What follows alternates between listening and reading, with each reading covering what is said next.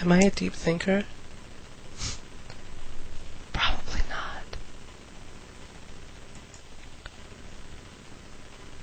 I knew there was a difference between someone being authentic and someone being sincere. But I didn't know there was such a distinction between them both. I didn't know you couldn't have one without the other. I always thought sincerity could be authenticity built upon.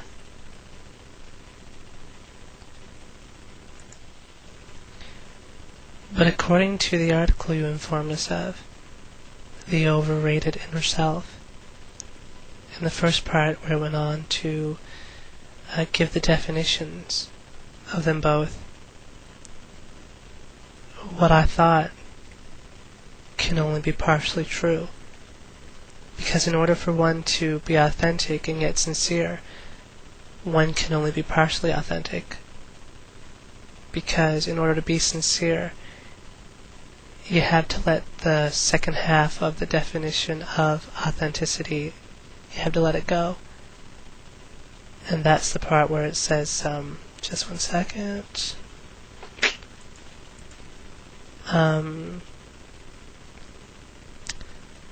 Judging all relationships in terms of it. I think in order for one to possess sincerity, you have to have empathy and to be able to stand in someone else's shoes.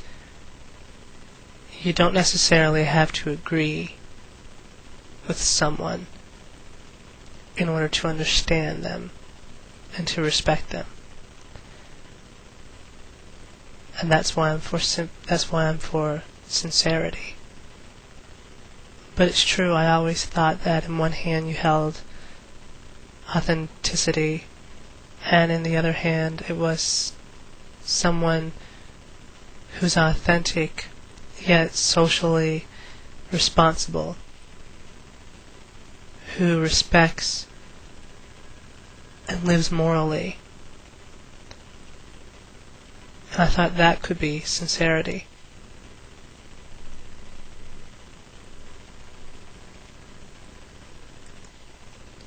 I think of sincerity as an unselfish example of someone being able to have their cake and eat it too.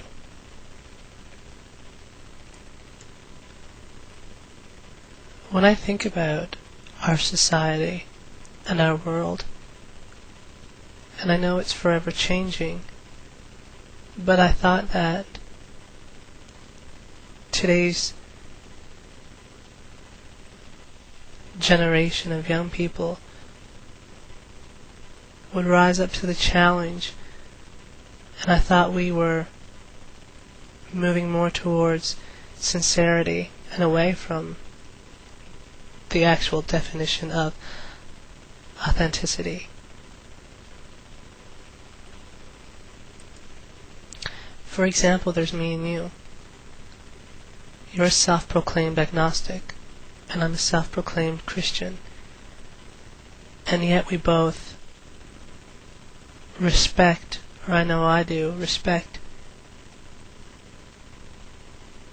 your decisions and your opinions. And I think that's being authentic to the point where you can be you, but sincere in the sense that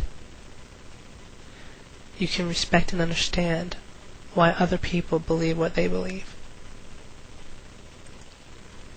I too believe that authenticity undermines good government, because how can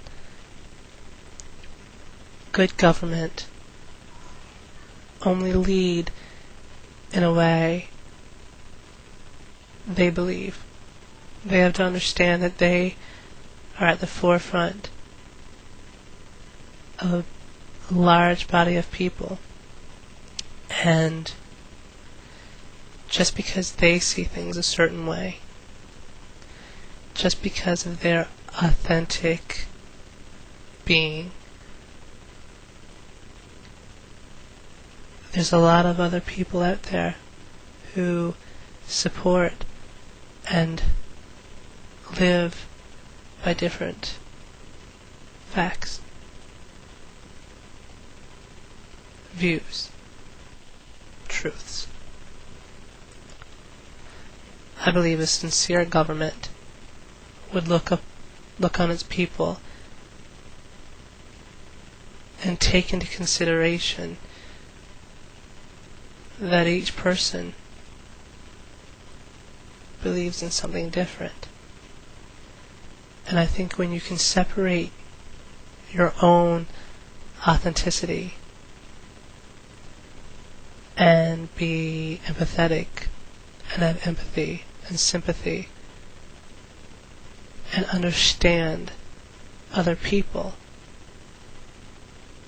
then this world, this government, can come so much further than it has. Do I believe people conceal certain prejudices? Yes.